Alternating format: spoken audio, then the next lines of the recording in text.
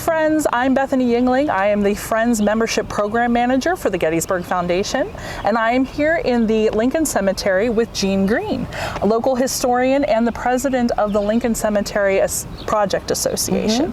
Gene, where are we standing right now? We are standing in front of Basil Biggs' grave here in Lincoln Cemetery. And I want to tell you a little bit about Basil Biggs. I know that everyone knows that he was the only black that was commissioned to help bury the dead after the war took place. He not only did that, now I know that he had a team of 11, and it is recorded that he buried more dead than anyone else. Now correct me if that is not That's what true, I've always heard. but he did, and I think that is due to the team that he had. Basil Biggs not only helped bury the dead, he also was a veterinarian, and I'd like to say that folks called him the horse whisperer. He was that good with animals. And at this point, his place of business, which was listed in the Gettysburg Times, was just over a street here from where we're standing, where his grave is. And it is listed as being behind the Shriver House. And I found that to be very interesting because he's sort of facing that way. And I'd like to say he's still keeping track of, okay, that's where my place of business was. Another thing I think that people do not know about Basil Biggs is there was a church here in town. It was the Asbury Methodist Episcopal Church. Basil Biggs was actually part of building that church. He helped build that church along with the Matthews family, and that's where he attended church. And that church was built in 1874. I think that is a fascinating thing because I do not think that a lot of people know that. There is documentation that shows that he was involved with that church. And so those are some of the things that I'd like to say about Basil Biggs. And what an amazing town contribution, because people forget in our modern society, this is not something that's brought up a lot, but in the society that he would have lived in, church was so important to people on their day-to-day lives. Exactly. And I have to say this too, Basil Biggs, now there was a quilt when they were building the new church, the Methodist Church on East Middle Street, which was first, the original church was built in 1822. Now this was the Methodist church that is now the GAR building. There was a quilt that everyone, that they put together as a fundraiser, and his name is on that quilt. And I know that because I am the historian of that church. And that quilt hangs in our church. So his name, Basil Biggs' name, is on that quilt. So he has another connection to another church. And that would have been the one on East Middle Street. And he's probably our most famous black gentleman that lives here in Gettysburg, but as you can see from this cemetery, he is not alone in famous people or veterans that fought during the Civil War. So I know you're related to one of them, so. And yes, I am, and we'll talk about him later. Yeah, he has a very, very interesting story. Now, Basil Biggs, he would live on the Tawnytown Road, and until he moved in here to Foster Street, which is just a street over. And I have to say, when Basil Biggs moved in to town, to the Foster Street home, my great-grandfather would move into Basil Biggs' home, and he would remain there. That's where my grandmother grew up, and he is actually listed in the 1900 census as living on Basil Biggs' farm. All right, Gene, we've wandered down here to a different gravestone so we can show how big this cemetery actually is and how important some of these the people buried here actually are to the town's history. And as we were talking earlier, and as Gene Barr and David Malgi would have mentioned yesterday, at the Children's Museum, we are constantly trying to do more research about our community.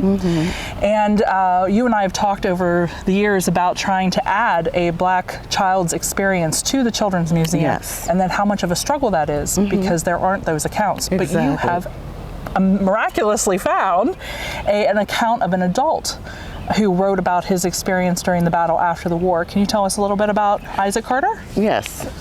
This gentleman here, and I have to say is linked into my family. My grandfather's sister Frances would marry into this family here.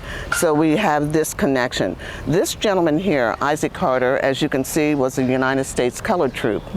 But the most fascinating thing about his tale is he was a substitute as he went into the war for a gentleman by the name of William Weibel. I find that most interesting because William Weibel is not a person of color. He is a white gentleman. Now, I don't know the connection and how this took place, but I know that Isaac at that time lived in Cumberland Township, and William Weibel would be listed in Cumberland Township, later in Strabane Township, but also he would go on later in life to purchase the Rose Farm. Now, that story within itself is fascinating. Now, if you know anything about people that can exchange and ask someone to go in as a substitute. And there's a process behind this. You have to sign paperwork and everything, so it's documented that you are going in for this person, because this person might have been drafted to go into the war. So if you find a substitute, then he's clear, and because someone did take his place. So I think that is a fascinating story about Isaac Carter. And not only that, he was interviewed in 1915 by a gentleman, and there are not really any accounts of young children of the battle like there are some that have been recorded by, you know, some of the other young people here in Gettysburg. But being interviewed in 1915, Isaac Carter did give his account of the battle. And some of his wording was, they could hear the thundering sound of the cannons, and the town was beginning to fill with smoke and whatever. However, they chose not to run this time, because, you know, there were so many times when, you know, you would hear the Confederates are coming. And if you were a person of color, of course you were going to leave. But the gentleman that he was with or working for at that time said, we're not going to run this time. We're just going to stay. And he says in this interview that still plenty of folks, as he worded it, skedaddled out of town. And I would have been one of those people. Yeah. So I think that's an interesting tale. It goes on for pages where he sort of like tells, you know, what happened here, what happened here, and what happened here. But that is about the only documentation that I have found of a person of color giving their intake on what it was like when the battle was coming through Gettysburg. So Jean, our last stop here in our Lincoln Cemetery tour for today is this gravestone here. And one of the things I love about it is it shows that the African American history, the Black history of Gettysburg, continues on past the Civil War, even to more modern times. So yes. Can you tell us a little bit about this stone? This particular person that lies in this grave here is very special to me. As I took on this position here over Lincoln Cemetery, as I would walk through the grounds and try and get a sense of, you know, what was going on, and trying to get a sense of, you know, the people that were buried here. Upon reading everything that was given to me, and finding out that there was another colored citizens cemetery group that was incorporated in 1948. So I'm reading through these minutes. And as I'm reading through these minutes, I could get a sense and feel of how much these people wanted to take care of their cemetery. I'm reading how they're getting a little frustrated because people are aging out, people are moving away, and the gentleman that they have looking over the cemetery is doing his best, but he has a full-time job.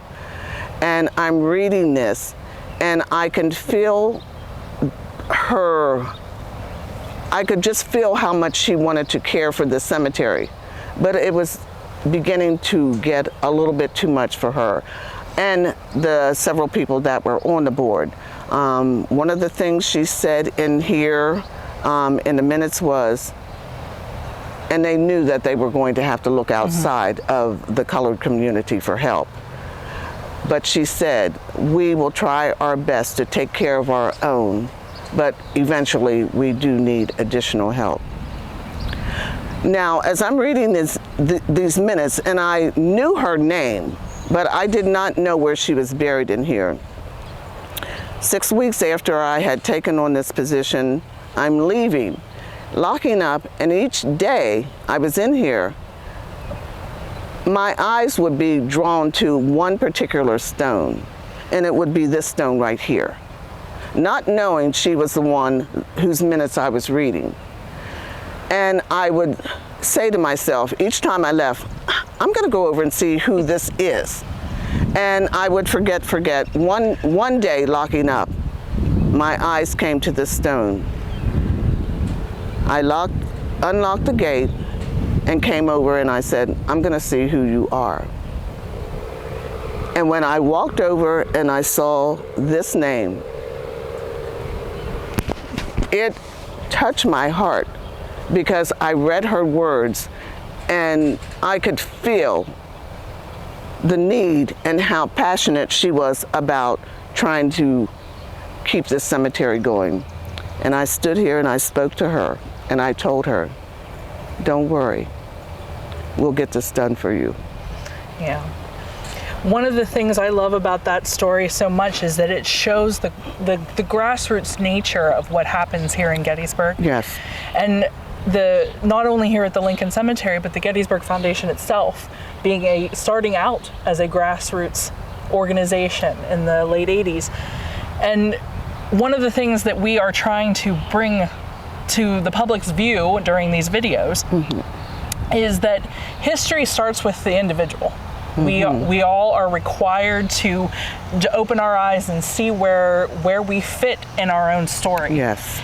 And so the foundation can trace its roots back to the GBMA, the Gettysburg Battlefield Memorial Association, and that grassroots effort to bring people into what we are doing here to preserve this place. And here you are in this modern age alongside the Gettysburg Foundation trying to keep that grassroots effort going. So just here in this little cemetery. And yes, and I have fallen in love with this little cemetery. I think so many people have. And I think, I think that these folks here know that they are going to be looked after, not only for today, but forever. And the cemetery will not ever fall into the state that it was at one time. And I get that feel from them. Yeah. And what is being done is for these folks so that they have a nice final resting place. Well, thank you so much, Jean, for giving us this little history lesson here in the cemetery, welcome. And for connecting grassroots organizations like the Friends to things that you are doing here at the Lincoln Cemetery. And friends, we are thanking you so much for everything that you have given us over these anniversary days of giving, and for perpetuating this idea of grassroots giving. So thank you for everything that you've done this week. Thank you, Jean. It was my pleasure.